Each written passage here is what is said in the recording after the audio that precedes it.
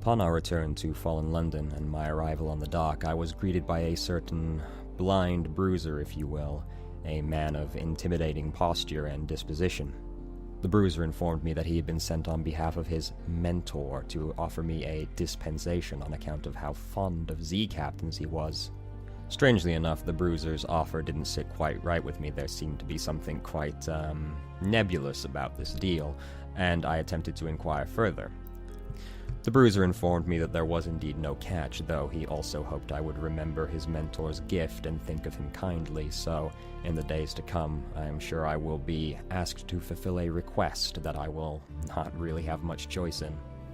With the disposition safely stowed away, I was finally able to attend to matters in fallen London. As such, I decided to visit the Admiralty survey office, as they are always in need of port reports. The trip went about as well as you could expect it to. A lot of waiting, a lot of filling out paperwork, not getting very much in return, as dealings with the government often go.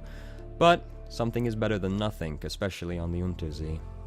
The scholar I met with was alarming, quite strange in fact, though I will not go further into detail as it is quite rude to speak ill of someone when not in their presence.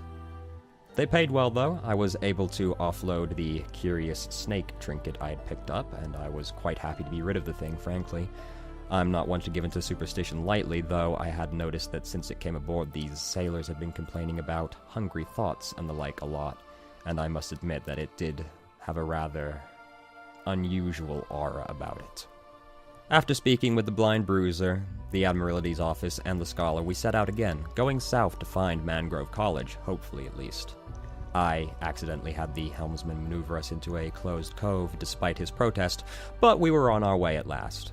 Some ways into our trip, a glow in the distance sounded my alarms. I sent out the order to prepare for combat. Some Unterzee animal was prowling, and it was in our way. A sailor on board identified it as a glow crab, or, as the more refined may call it, an auroral megalops. A shot from our main cannon punched a hole in its shell, but it continued towards us. The sailors reloaded with great speed, and the helmsman gave us some distance. It submerged, but soon came up again for another attack. It didn't get the chance. The dissection could hardly be called one, with a great gaping hole in its forehead, but I poked and prodded its organs. Its glow was slowly going out, but odd electrical sparks jumped on my tools, giving me some hearty shocks. I told the helmsman to take us into the island off the port side. He told me the island was Mutton Island, and that the small port was Quaker's Haven, a small fishing village. It was once part of London's suburbs, before it fell. Our stop on Mutton Island was largely uneventful, though I did have a peculiar encounter with a man.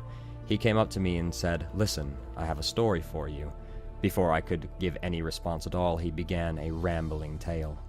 The tale I found to be almost hypnotic in nature, and I fell into a haze of sorts.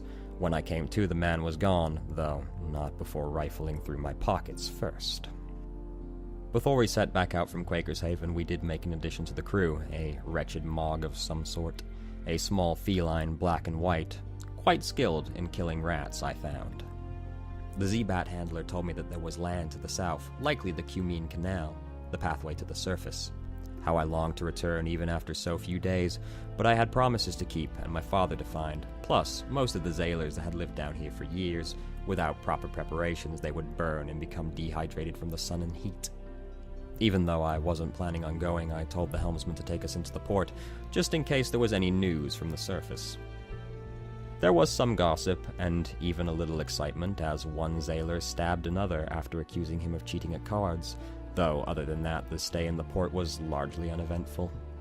We held our course south, and as we left, I spotted a glowing sort of jelly the size of our ship, far off of our port side. I told the helmsman to keep on as it circled around to our stern.